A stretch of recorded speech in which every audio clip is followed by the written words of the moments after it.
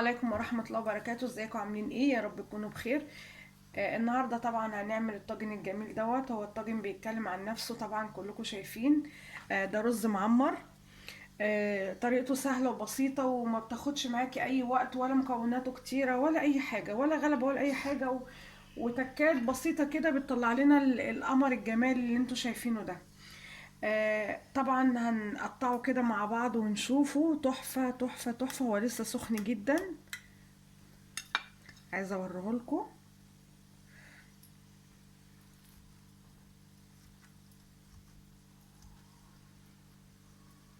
وطبعا لما بيبرد شايفين الطبقة اللي فوق ديت مخليه الرز يعني مش عايزة اقول لكم على الجمال بتاعه، بس هو سخن جدا. بسم الله الرحمن الرحيم.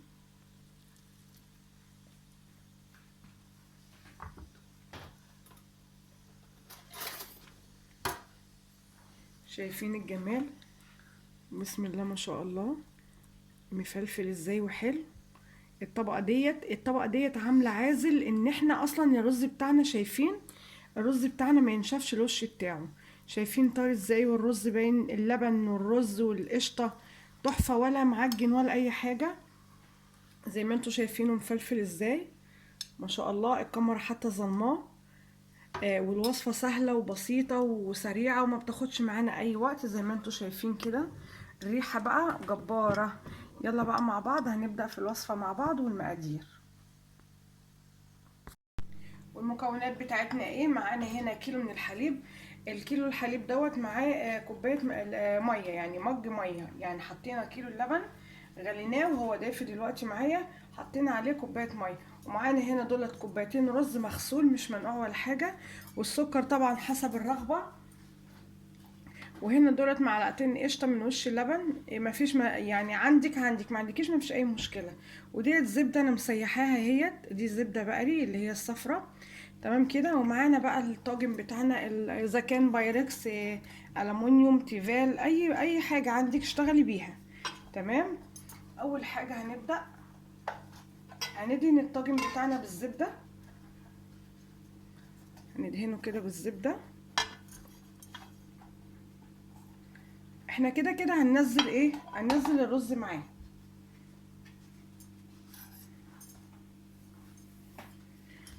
الزبده بتاعتنا كده في الطاجن كله هندهنه.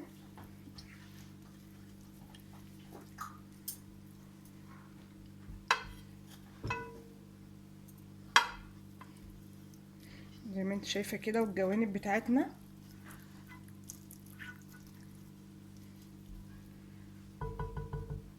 وهنعمل ايه تاني؟ زي ما قلت لكم دولت معانا هنا كوبايتين رز. الرز دوت مغسول مش منقوع ولا اي حاجه، مغسول ومتصفي. كوبايتين رز.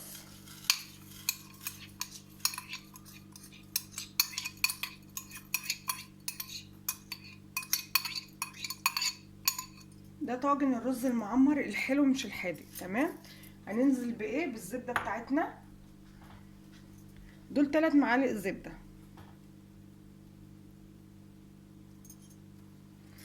هنقلبهم كده مع بعض كويس قوي، الزبده مع الرز.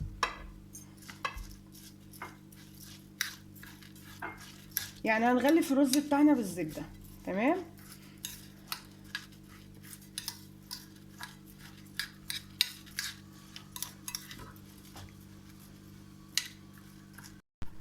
غلفنا الرز زي ما انتم شايفين كده بالزبده. عندنا هنا بقى اللبن بتاعنا، هنحط السكر عليه. انا مش هقول كميه السكر، تمام؟ السكر حسب الرغبه. هنحط كده السكر بتاعنا وهنقلبه. وحسب الرغبه بتاعتنا بقى في السكر، احنا بنحبه دلع شويه، بنحبه مسكر، حسب ما انت بتفضلي ايه السكر بتاعك. هندوب كده السكر في قلب اللبن.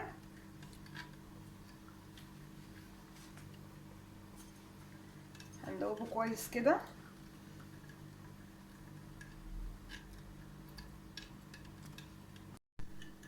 كده دوبنا السكر في قلب اللبن. هننزل بقى على الرز بتاعنا اللي احنا ايه مغلفينه بالزبده. بسم الله الرحمن الرحيم.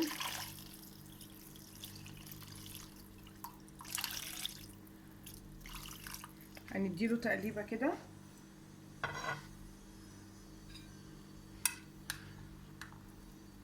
عايزه اقول لكم ان احنا ايه، يعني المعلومه ديت محدش ينساها.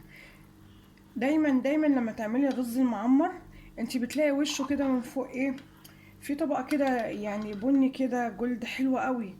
تمام، دي بسبب ايه؟ بسبب ان احنا بنولع الاول الشوايه. يعني احنا بنحط الصينيه بتاعتنا بتاعت الرز تحت الشوايه الاول. تمام، اول ما نلاقيها خدت وش كده، الوش ده بيبقى عازل ان احنا الرز بتاعنا ما يحببش من فوق وينشف.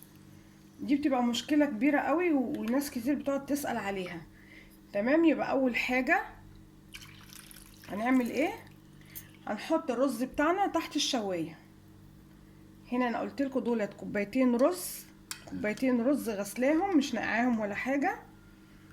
معاهم ايه؟ معاهم كيلو حليب، والسكر حسب الرغبه، والزبده زي ما احنا عملناها في الرز، وكوبايه ميه، كوبايه ميه مع كيلو الحليب. تمام. القشطه ديت بقى اختياري، موجوده او مش موجوده مفيش اي مشكله. القشطه ديت بتاعت اللبن، انا واخداها من على وش اللبن، هنحطها كده. تمام.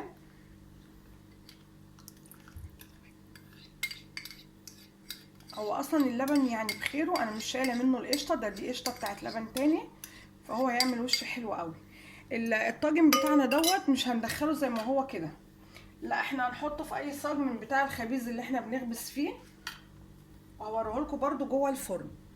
وزي ما انتوا شايفين هندخله الفرن مع بعض، ولما يخرج هنقدمه مع بعض. ادي الطاجن بتاعنا زي ما انتوا شايفينه كده، خدنا اللون اللي فوق بس، شايفين هو لسه ميه ازاي ما استواش كده. انا ايه، طفيت الشوايه من فوق وولعت الفرن من تحت في الرف الوسطاني، هدخله على درجه حراره 200، ومولعه كمان المروحه معايا. تمام، وبعد ما يطلع من الفرن هنقدمه مع بعض. بتاعنا بعد ما خرجناه من الفرن زي ما انتوا شايفينه كده، هو سخن جدا.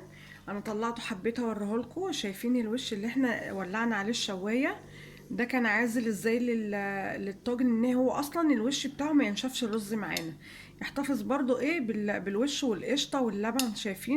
شايفين هو طري ومفلفل، بسم الله ما شاء الله، الريحه تحفه. شايفين؟ عايزه اقول لكم بقى الطعم خطير، اما تجربوه هتعرفوا فعلا اللي انا بقول لكم طعمه حلو قوي، والريحه جميله قوي، مش معجن ولا اي حاجه زي ما انتوا شايفين كده اهو. وادي الصينيه بتاعتنا بس هي سخنه جدا. وطبعا لو عجبتكم وصفه الرز المعمر السهله البسيطه السريعه ديت، ما تنسونيش في اللايك واشتراك في القناه وتفعيل الجرس عشان يوصلكوا كل جديد.